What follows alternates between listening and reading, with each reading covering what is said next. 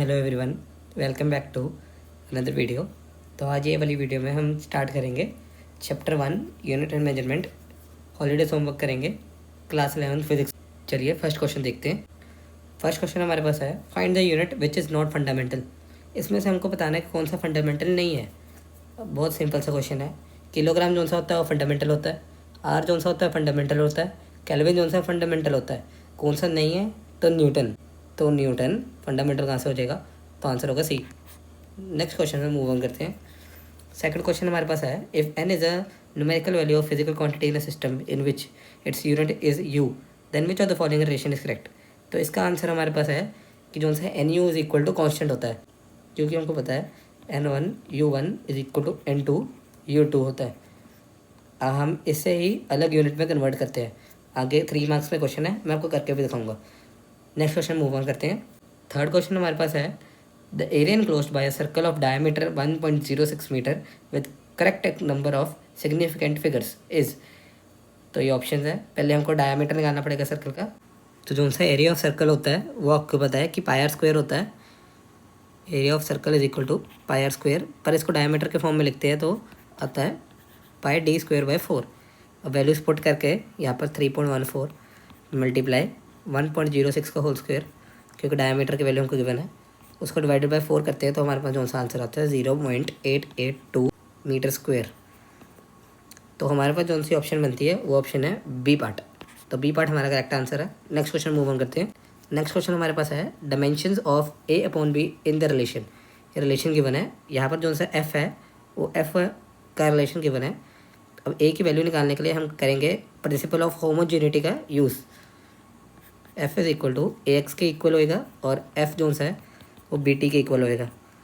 तो हमको चाहिए वैल्यू ए बाई बी की। तो A is equal to F by X और B is equal to F by T. तो ए बाई बी की वैल्यू आ जाएगी F by X upon F by T. अब इसको सॉल्व करेंगे तो ए बाई बी हमारे पास आ जाएगा, ये टी जो सा नीचे है ये ऊपर चल जाएगा तो टी बाई एक्स आ जाएगा। तो आंसर हमारे पास आ जाएगा टी एल माइनस 1। तो हमारी जो सी करेक्ट ऑप्शन होगी वो आएगी बी पार्ट। ये क्वेश्चन यहाँ तक ही था। नेक्स्ट क्वेश्चन मूव ऑन करते हैं। नेक्स्ट क्वेश्चन हमारे पास है, the SI unit of solid angle is. Solid angle के एसआई यूनिट होते हैं steradians. C part is the correct answer. Next question move on करते हैं। Pascal is a unit of. Pascal किसके unit होते हैं इन्होंने पूछा है, तो पास्कल प्रेशर के यूनिट्स होते हैं। नेक्स्ट क्वेश्चन मूव ऑन करते हैं। The SI unit of frequency is. Frequency की एसआई यूनिट जो सी होती है वो होती है hertz. Next question move on करते हैं। Which of the following statement is incorrect regarding significant figures. तो इन्होंने इनकरेक्ट पूछा, ध्यान दीजिएगा, इनकरेक्ट पूछा है। तो पहले स्टेटमेंट हम पढ़ते हैं, all non zero digits are significant. तो ये स्टेटमेंट तो पढ़ने से करेक्ट लगती है कि जो उनसे सारे नॉन जीरो डिजिट्स होते हैं वो सिग्निफिकेंट होते हैं। तो ये तो ट्रू बात है, ये इनकरेक्ट नहीं है। बी पार्ट पढ़ते हैं, all the zeros between two non zero digit are significant. ये भी ठीक है। सी पार्ट पढ़ते हैं, the trailing zeros in a number with decimal point are significant. ये बात बिल्कुल ठीक है। आपको केमिस्ट्री की पार्ट 1 में मैंने आपको बताया था सिग्निफिकेंट फिगर के क्वेश्चन में कि trailing zero in a number with decimal point are significant, ये सिग्निफिकेंट होते हैं। डी पार्ट पढ़ते हैं। डी पार्ट कहता है, the power of 10 is counted while the counting number of significant. बिल्कुल गलत बात।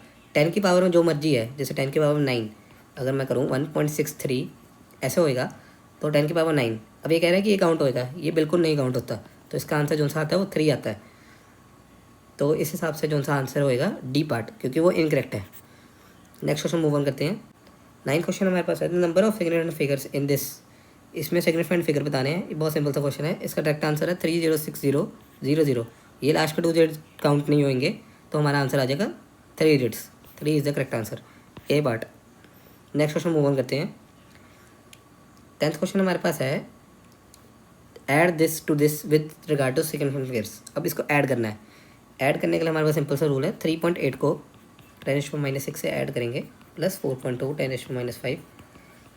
अब इसको पहले पावर्स को सेम करना पड़ेगा ताकि वो कॉमन निकल जाए। तो 0.38 कर दिया हमने, प्लस 4.2 कर दिया। अब इसको ऐड कर दीजिए तो हमारे पास आंसर आएगा 4.58 इंटू 10⁻⁵। तो जो सा करेक्ट सिग्निफिकेंट फिगर के हिसाब से आंसर आएगा वो आंसर आएगा ए पार्ट। चलिए ये क्वेश्चन यहाँ पर ही था। नेक्स्ट क्वेश्चन मूव ऑन करते हैं। सब्ट्रैक्ट दिस फ्रॉम दिस, ये भी बिल्कुल सेम क्वेश्चन ऊपर वाला ही।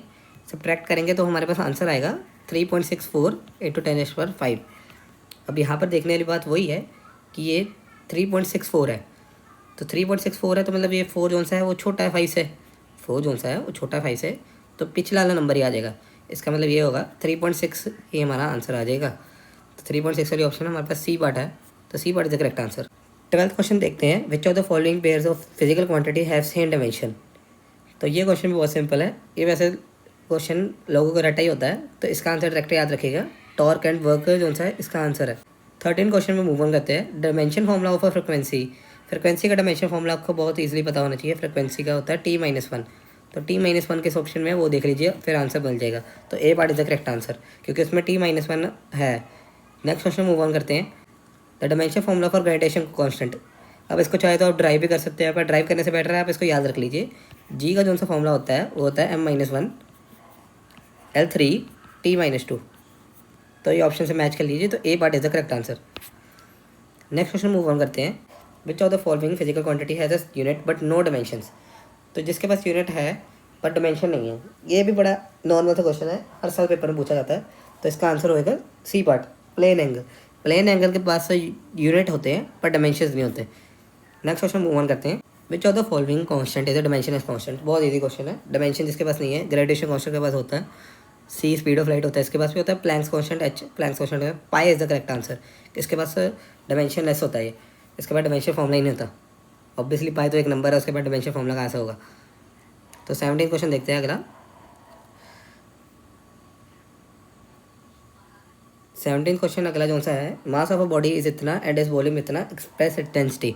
अब आपको डेंसिटी का पता है formula, density is equal to mass upon volume, तो इसको डिवाइड देंगे हम, density is equal to mass upon volume, तो डिवाइड देने के बाद 275.32 को 36.41 से डिवाइड देंगे, तो हमारे पास आंसर जो राउंड ऑफ करके आएगा 7.562, और इसको इन्होंने कहा है कि सिग्निफिकेंट फिगर्स के हिसाब से लिखो, तो इसका आंसर डी पार्ट आ जाएगा, क्योंकि वही करेक्ट होएगा इसका आंसर के हिसाब से। 7.562 ग्राम सेंटीमीटर इनवर्स।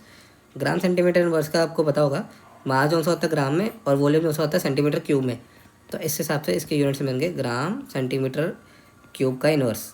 ठीक है, ये यूनिट्स आ गए इसके, और ये इसकी वैल्यू आ जाएगी, कैलकुलेट करके देख लीजिएगा। और यहाँ तक वीडियो देखने के लिए थैंक यू। अगर आपको पार्ट 1 पसंद आया इस वीडियो का तो कमेंट डाउन कर दीजिए, हम पार्ट 2 भी लेंगे। Thanks for watching.